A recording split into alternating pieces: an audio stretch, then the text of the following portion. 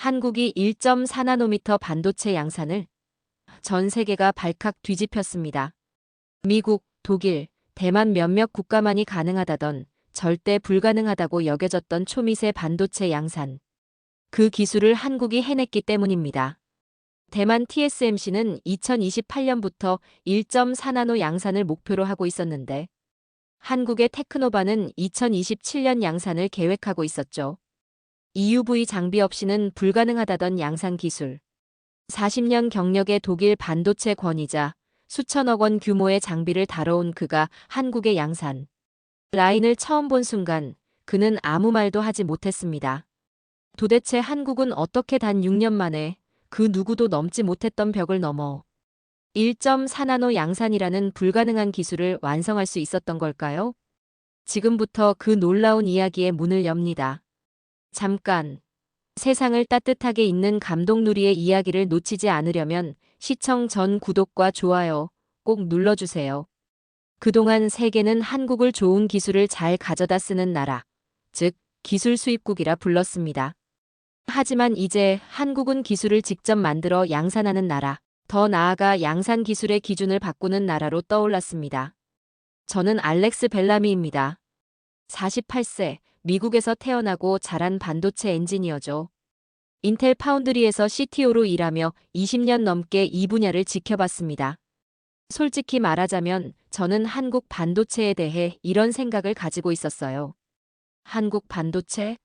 잘 흉내는 내지만 결국 미국, 대만 없이는 양산조차 못하지. 이게 제 진솔한 생각이었어요.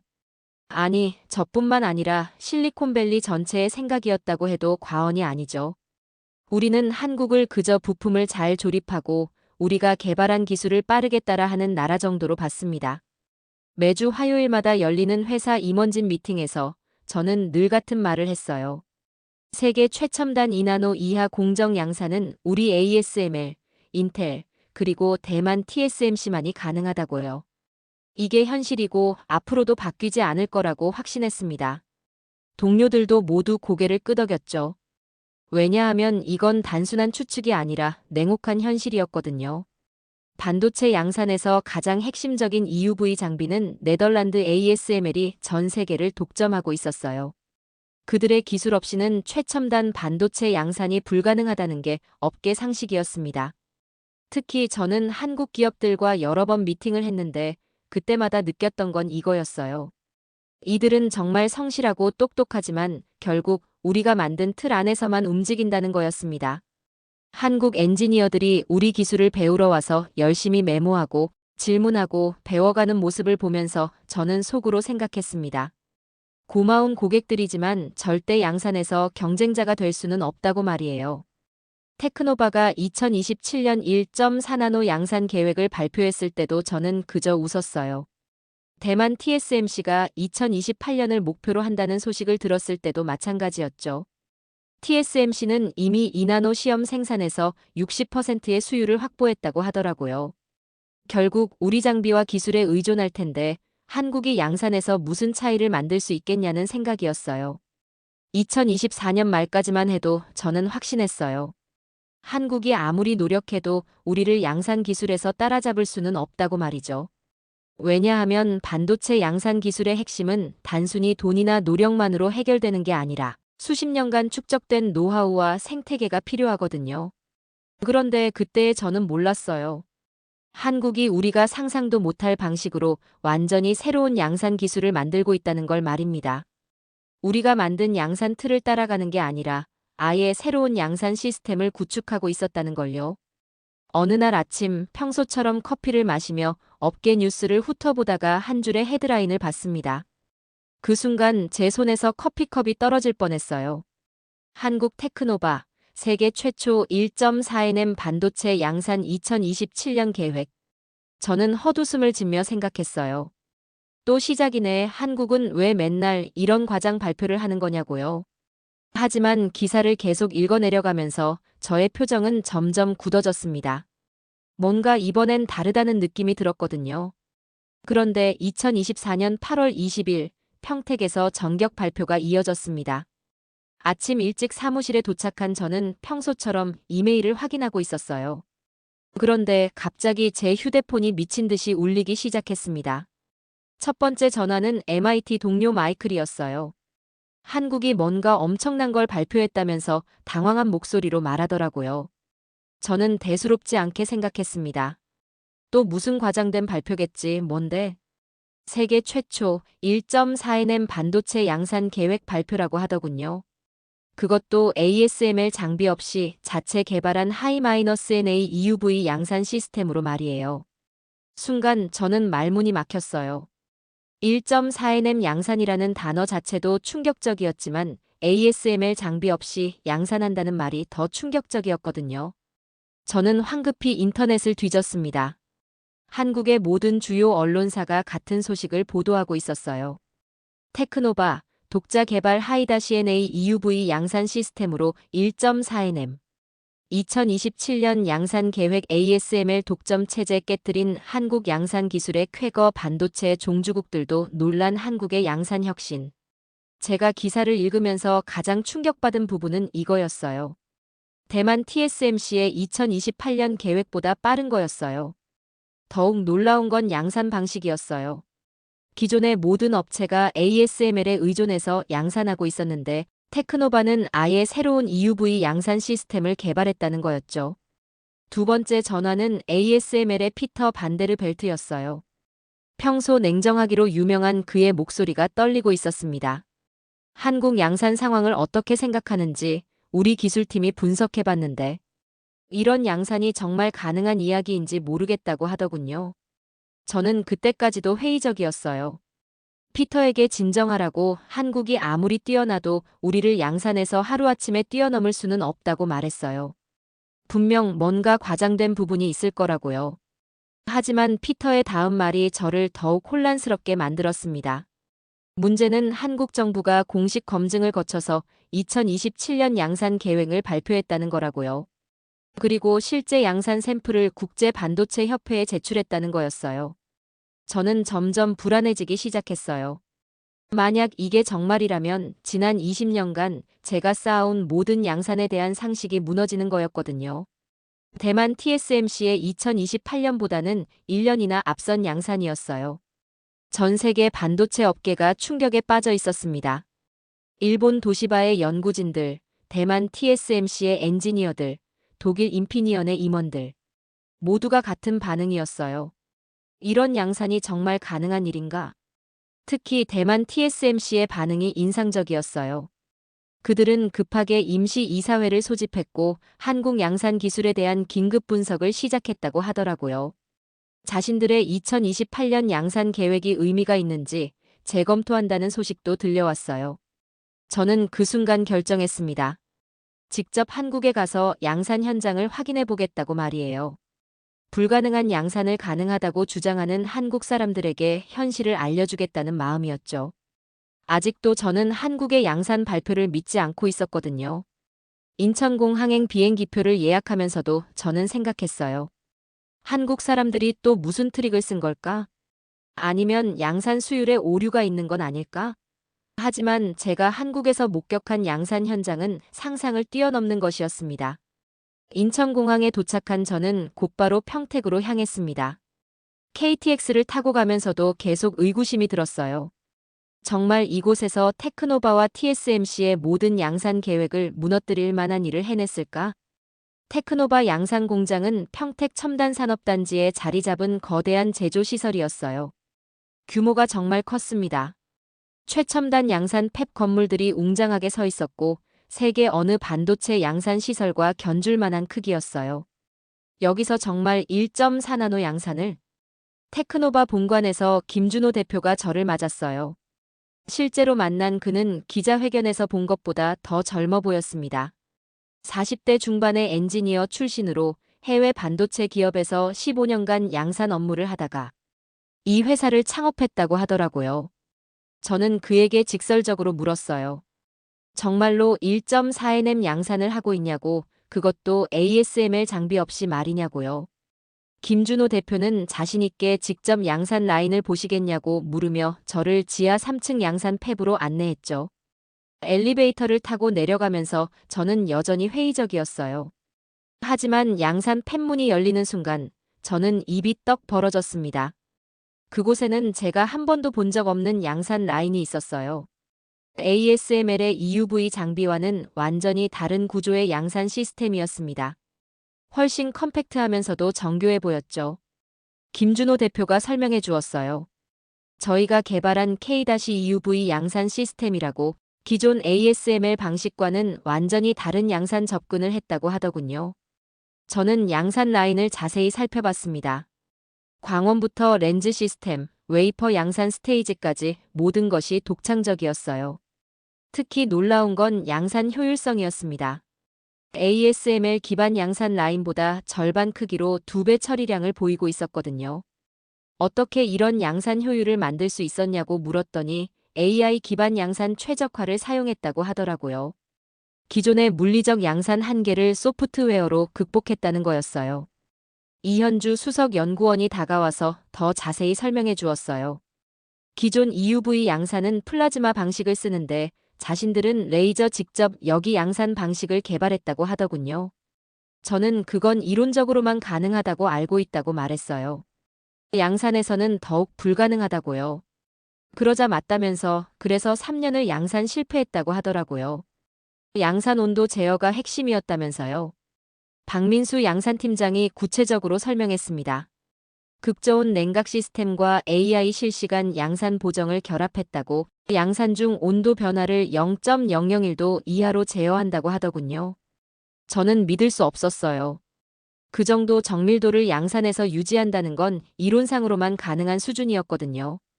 저는 실제 양산 공정을 보고 싶다고 요청했습니다. 김준호 대표는 흔쾌히 승낙했어요. 웨이퍼가 양산 라인에 들어가고 연속 양산 공정이 시작되었습니다. 저는 모니터를 통해 실시간으로 24시간 연속 양산되는 시스템을 지켜봤어요. AI가 수천 개의 센서에서 오는 데이터를 동시에 분석하며 양산 라인을 미세 조정하고 있었어요. 기존 ASML 기반 양산에서는 볼 수 없는 광경이었습니다. 30분 후 양산된 웨이퍼를 꺼내서 현미경으로 확인하는 순간 제 얼굴이 굳어졌습니다. 이건 우리가 아직도 양산하지 못한 수준인데. 정말로 1.4nm 회로가 완벽하게 양산되고 있었어요. 선폭도 정확하고 패턴도 깨끗했습니다. 테크노바가 2027년에 목표로 하던 양산 품질을 이미 뛰어넘은 수준이었어요. 저는 처음으로 혼란을 느끼기 시작했습니다. 제가 20년간 믿어왔던 양산 상식이 눈앞에서 무너지고 있었거든요. 이런 양산이 정말 가능한 일인가? 한국이 정말로 우리를 양산에서 뛰어넘은 건가? 김준호 대표가 웃으며 말했어요. 저희도 처음엔 믿기지 않았다고 하지만 6년간 포기하지 않고 양산 기술에 도전한 결과라고요. 그 순간 저는 깨달았어요. 한국이 단순히 우리를 따라한 게 아니라 완전히 새로운 양산 기술을 개척했다는 것을 말이죠. 그날 저녁부터 일주일간 저는 한국 연구진과 함께 양산 현장에서 밤샘 분석을 시작했습니다. 처음엔 이들의 양산 기술에 허점이 있을 거라고 생각했어요. 하지만 시간이 지날수록 저는 더욱 놀라게 되었습니다. 첫 번째로 충격받은 건 AI 기반 양산 최적화 기술이었어요. 이현주 수석 연구원이 설명해 주었습니다. 기존 양산 방식은 사람이 설계한 룰에 따라 배치하는데 자신들은 AI가 스스로 최적의 양산 배치를 찾도록 했다고 하더군요. 저는 의심스러워했죠. AI가 사람보다 양산에서 나을 리 없다고, 반도체 양산은 경험과 직관이 중요하다고 말했어요. 하지만 이현주 연구원이 보여준 양산 결과는 충격적이었어요. AI가 설계한 양산 라인은 기존 방식보다 성능이 23% 향상되었고 양산 효율은 31% 늘어났습니다. 이는 대만이 2028년 목표로 했던 양산 성능 향상치를 이미 뛰어넘은 수준이었어요. 저는 믿을 수 없어서 직접 양산 시뮬레이션을 돌려봤어요. 결과는 같았습니다. 도대체 어떻게 이런 양산 결과가 나올 수 있냐고 물었더니 AI가 사람이 생각하지 못한 양산 패턴을 찾아냈다고 하더라고요. 수십만 가지 양산 조합을 동시에 계산해서 최적회를 찾는다는 거였어요. 두 번째 충격은 초정밀 양산 광원이었습니다. 박민수 양산팀장이 자랑스럽게 설명했어요. ASML은 플라즈마 방식으로 양산하는데 자신들은 레이저 직접 여기 양산 방식을 개발했다고요. 저는 고개를 저었습니다. 그건 이론적으로만 가능하다고, 실제 양산에서는 안정성 문제 때문에 불가능하다고 말했어요. 그러자 맞다면서 그래서 6년을 양산 개발에 걸렸다고 하더군요. 양산 온도 제어 시스템을 완전히 새로 개발했다는 거였어요. 박민수 팀장이 보여준 양산 데이터는 놀라웠어요. 양산 광원의 안정성이 ASML 대비 40% 향상되었고 양산 에너지 효율은 2배나 높았습니다. 저는 자세한 양산 원리를 묻고 또 물었어요. 극저온 냉각 시스템과 자기장 제어를 조합해서 양산했다고, 레이저 출력의 변동을 0.001% 이하로 줄여 양산한다고 하더군요. 세 번째로 놀란 건 극한 온도에서의 양산 오차 제어 기술이었습니다.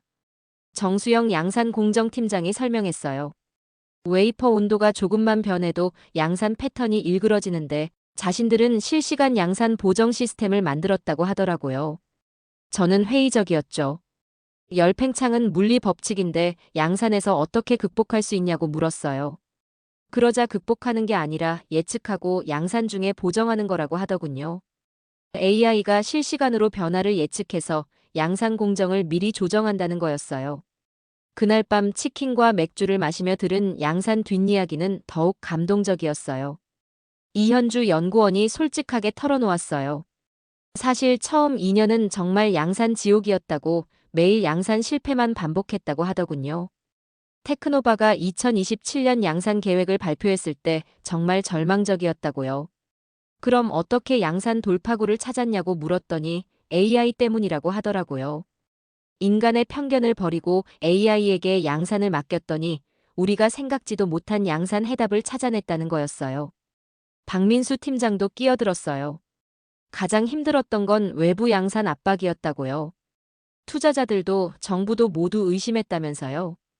테크노바도 있는데 왜 굳이 새로운 양산 기술을 만들려고 하느냐는 시기였다고 하더라고요. 김준호 대표가 무거운 표정으로 말했어요. 사실 4년째 되던 해에 거의 양산을 포기할 뻔했다고요. 돈도 떨어져가고 양산 결과는 안 나오고. 테크노바 2027년 양산 발표를 보면서 우리가 무슨 의미가 있나 싶었다고 하더군요. 그럼 뭐가 양산을 버티게 해준 건지 물었더니 동료들이었다고 하더라고요. 그리고 한국 반도체의 진정한 양산 독립에 대한 꿈이었다고요. 일주일간의 양산 분석을 마치고 나서 저는 인정할 수밖에 없었어요. 우린 너무 오래 기존 양산 방식에만 집착했다고요. 한국 연구진들은 우리가 일주일간의 양산 분석을 마치고 나서 저는 인정할 수밖에 없었어요.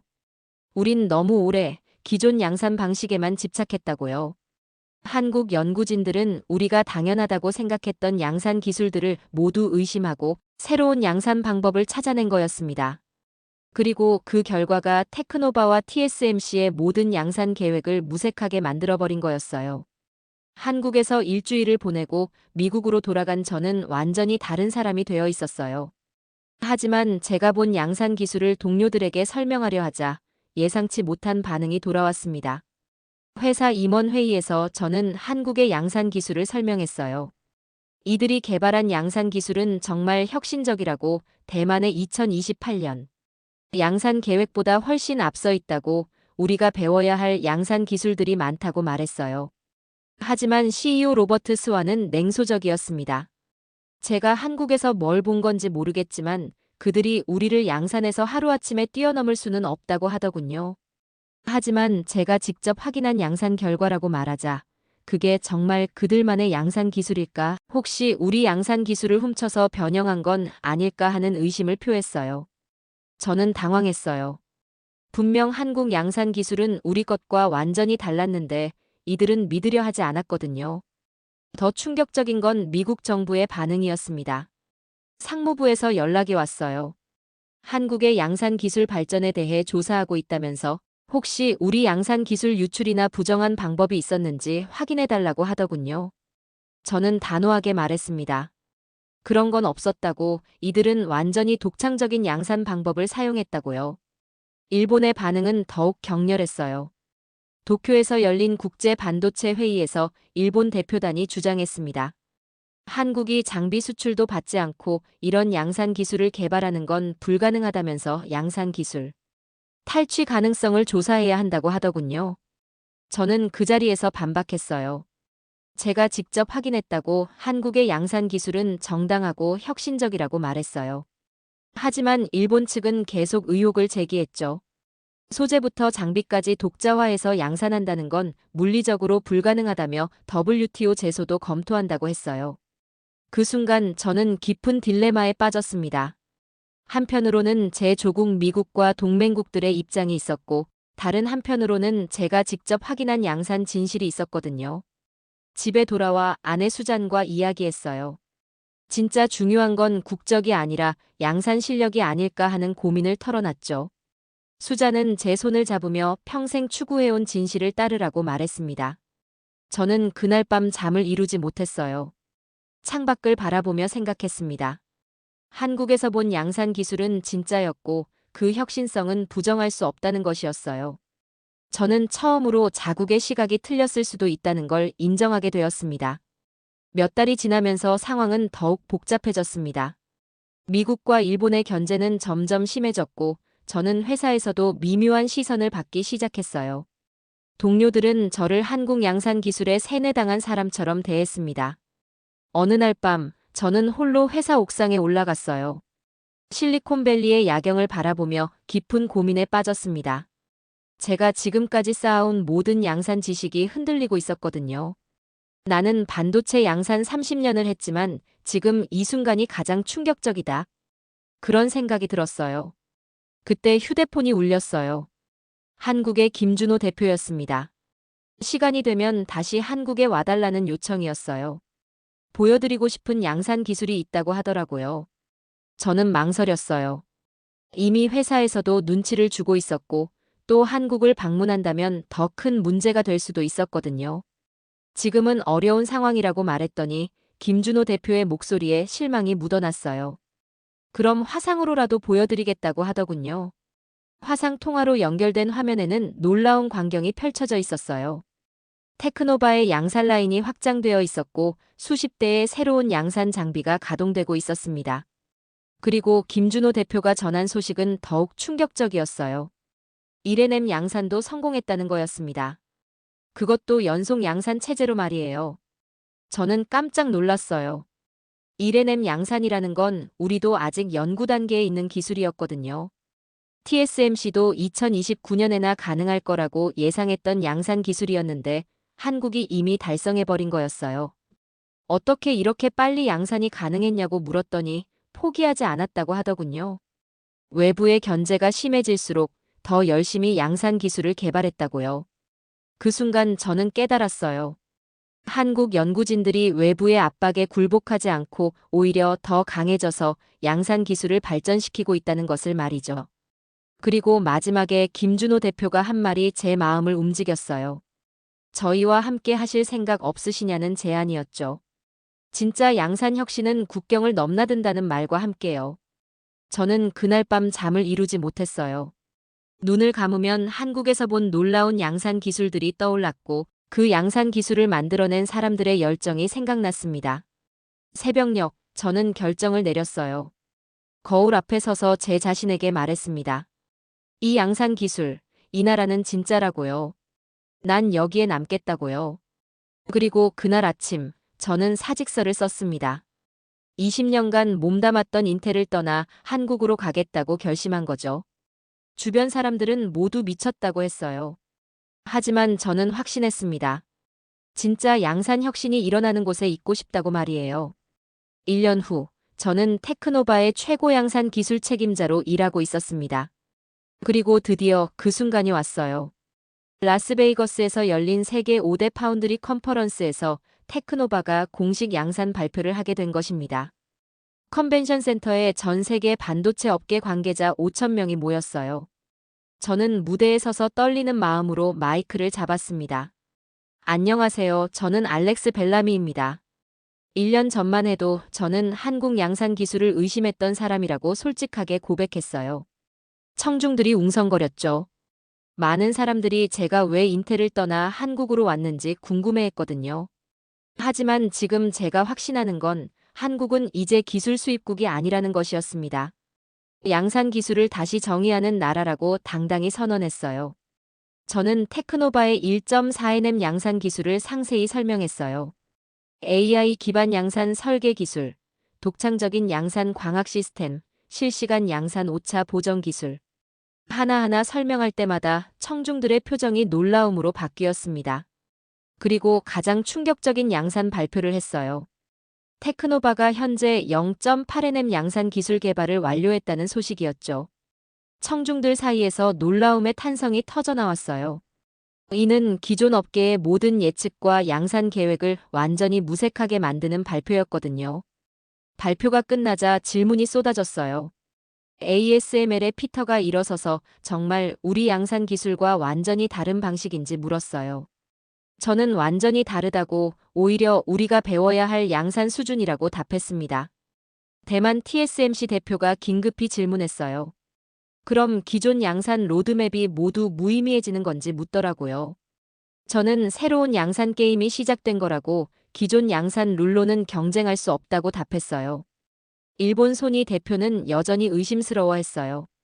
이런 급속한 양산 발전이 정말 자연스러운 건지 물었죠.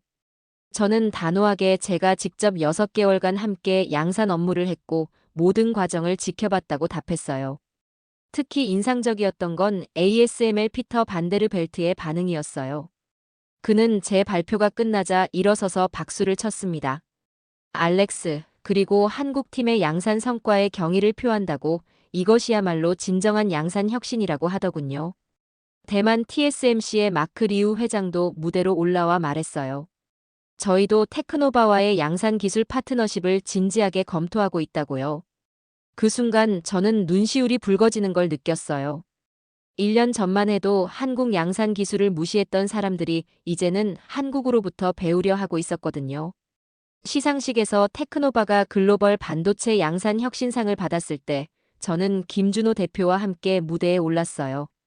이 상은 한국 양산 기술진 모두의 것이라고, 불가능한 양산을 가능하게 만든 모든 분들께 감사드린다고 말했습니다. 박수 소리가 컨벤션 센터를 가득 메웠어요. 그 박수 소리를 들으며 저는 생각했습니다. 한국이 정말로 양산 기술의 중심에 서게 되었구나. 컨퍼런스가 끝나고 호텔로 돌아가는 길에 김준호 대표가 말했어요. 알렉스 박사님이 저희와 함께 해주셔서 정말 감사하다고, 혼자서는 할 수 없었을 양산 일이라고요. 저는 고개를 저었습니다. 아니라고, 제가 더 감사하다고, 진짜 양산 혁신이 뭔지 깨닫게 해주셔서 말이에요. 전시회가 끝나고 6개월 후, 저는 인생에서 가장 큰 결정을 내렸습니다. 미국 시민권을 포기하고 한국 국적을 취득하기로 한 것이었어요. 이 소식이 알려지자 CNN에서 긴급 인터뷰를 요청했어요. 앵커가 날카롭게 왜 조국을 떠나 한국을 선택했는지 물었어요. 저는 차분하게 조국을 버린 게 아니라 진짜 양산 혁신이 일어나는 곳을 선택한 거라고 답했어요. 조국은 태어난 곳이지만 진짜 고향은 양산 혁신이 일어나는 곳이라고 생각한다고 말했어요. 지금 그곳이 한국이라고요. 미국 양산 기술이 뒤처진다는 뜻이냐는 질문에는 뒤처진다기보다는 새로운 양산 패러다임에 적응해야 한다는 뜻이라고 설명했습니다. 미국도 여전히 훌륭한 양산 기술을 가지고 있지만 혁신은 기존의 양산 틀을 깨는 데서 나온다고, 한국이 바로 그 일을 하고 있다고 답했어요. 인터뷰가 방송되자 미국 내에서 엄청난 논란이 일었어요. 어떤 사람들은 저를 배신자라고 했고, 또 어떤 사람들은 용기 있는 결정이라고 했습니다. 하지만 정작 저는 후회하지 않았어요. 오히려 더 자유로워진 기분이었거든요. 국적이라는 틀에 갇혀 진실을 외면할 필요가 없어졌으니까요. 그 주에 더욱 놀라운 소식이 들려왔어요. 테크노바가 0.5nm 양산 성공을 발표한 것입니다. 김준호 대표가 흥분된 목소리로 전화했어요. 또 해냈다고, 0.5nm 양산을 완성했다고 하더군요. 정말이냐고 물었더니 벌써냐고 하면서 AI 예측이 또 맞았다고 하더라고요. 이제 원자 단위 제어 양산이 가능해졌다는 거였어요. 저는 경악했어요. 이제 한국은 단순히 앞서가는 게 아니라 새로운 양산 차원에 도달한 거였어요. 다음 날 전 세계 언론이 이 소식을 톱뉴스로 다뤘어요. 기존 반도체 기업들의 주가는 급락했고 반도체 업계 전체가 충격에 빠졌습니다. 그리고 바로 그 주에 놀라운 소식이 들려왔습니다. 테크노바가 세계 최대 반도체 전시회인 SEMICON에서 글로벌 양산 기술 혁신 대상을 받게 되었다는 것이었어요. 시상식 날, 저는 김준호 대표와 함께 무대에 올랐습니다. 전 세계 반도체 업계의 거물들이 지켜보는 가운데 저는 마이크를 잡고 말했어요. 2년 전만 해도 저는 한국 양산 기술을 의심했다고 하지만 지금 저는 확신한다고 한국은 반도체 양산 기술의 새로운 기준을 만들어가고 있다고 말했어요. 청중들 사이에서 박수가 터져나왔어요. 특히 인상적이었던 건 일본과 미국 대표단들도 박수를 치고 있다는 것이었습니다. 이제 세계는 한국을 따라잡기 위해 노력해야 할 거라고, 그리고 저는 그 여정에 함께할 수 있어서 영광이라고 말했어요. 그때 무대 뒤에서 이현주 연구원이 제게 쪽지를 건넸어요. 0.3nm 양산도 성공했다고 적혀 있었습니다. 저는 깜짝 놀라며 그녀를 바라봤고 그녀는 환하게 웃었어요. 시상식이 끝나고 기자회견에서 한 기자가 물었습니다. 앞으로 한국 반도체 양산 기술이 어디까지 갈 수 있다고 보느냐고요. 저는 자신 있게 답했어요. 한계는 없다고 봅니다. 이들은 불가능한 양산을 가능으로 만드는 사람들이거든요. 그날 밤 호텔에서 아내 수잔과 화상통화를 했어요. 여보, 정말 잘한 선택이었다고 당신이 행복해 보인다고 하더군요. 저는 웃으며 답했습니다. 응, 이제야 진짜 내가 하고 싶은 양산 일을 하는 것 같다고요. 창밖으로 서울의 야경이 보였어요. 한강이 반짝이고 평택 첨단단지의 불빛들이 미래를 향한 꿈처럼 빛나고 있었습니다. 저는 그 순간 확신했어요. 제가 올바른 선택을 했다고 말이에요. 그날 저녁 연구소에서 동료들과 함께 축배를 들었어요. 김준호 대표가 감격스러운 목소리로 6년 전 아무도 우리 양산 기술을 믿지 않았지만 우리는 해냈다고 말했어요. 이현주 연구원이 눈물을 글썽이며 이제 세계가 우리 양산 기술을 인정할 거라고 했고 박민수 팀장이 자랑스럽게 다음 목표는 0.1nm 양산이라고 이것도 가능할 것 같다고 덧붙였어요. 저는 그들을 바라보며 생각했어요. 이들이야말로 진짜 양산 혁신가들이라고요. 에필로그. 지금으로부터 3년이 지났습니다. 한때 업계가 예상했던 1.4나노 양산 일정들은 모두 의미를 잃었어요. 테크노바가 이미 0.1나노 양산까지 완료했거든요. 전 세계 반도체 기업들이 한국 양산 기술을 배우기 위해 줄을 서고 있습니다. TSMC도 테크노바와 양산 기술 제휴를 요청해왔어요. 저는 지금 테크노바에서 차세대 0.05나노 양산 공정을 개발하고 있어요. 원자 하나하나를 제어하는 꿈의 양산 기술이죠. 불가능하다고 여겨졌던 양산 영역에 또다시 도전하고 있죠. 그리고 확신합니다. 우리가 또 해낼 거라고요. 얼마 전 MIT에서 특강 요청이 왔어요. 제 모교에서 한국의 양산 기술 혁신에 대해 강연해 달라는 것이었습니다. 강연장에는 제가 가르쳤던 제자들도 있었어요. 교수님, 정말 한국이 우리보다 양산에서 앞서 있나요? 저는 미소를 지으며 답했어요. 앞서 있다, 뒤처져 있다의 문제가 아니라고요. 한국은 완전히 새로운 양산 게임의 룰을 만들어가고 있다고요. 강연이 끝나고 한 학생이 다가와서 물었습니다. 저도 한국에서 양산 일을 할 수 있을까요? 물론이지. 양산 혁신에는 국경이 없어. 중요한 건 열린 마음과 도전 정신이야. 지금 이 순간에도 한국의 수많은 연구소에서는 새로운 불가능한 양산에 도전하고 있어요. 그리고 저는 그 현장에 있습니다. 세계가 놀랄 또 다른 양산 기적을 만들어가고 있죠. 이 이야기는 세계가 예상하지 못했던 한국의 양산 기술 혁신, 그리고 그 양산 혁신을 목격한 한 외국인의 선택에 관한 이야기입니다. 하지만 더 중요한 건 아직 끝나지 않았다는 거예요. 진짜 양산 이야기는 지금부터 시작입니다. 한국이 증명한 건 이거예요. 불가능한 양산은 없다는 것. 그리고 진정한 양산 혁신은 기존의 모든 계획을 무의미하게 만든다는 것 말이에요. 저는 그 증인이고 동시에 그 여정의 동반자입니다. 세계는 이제 한국을 다르게 보고 있어요.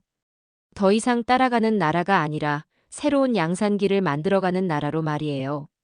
그리고 이 모든 변화의 중심에는 포기하지 않는 한국인들의 정신이 있었습니다. 저는 오늘도 연구소로 향합니다.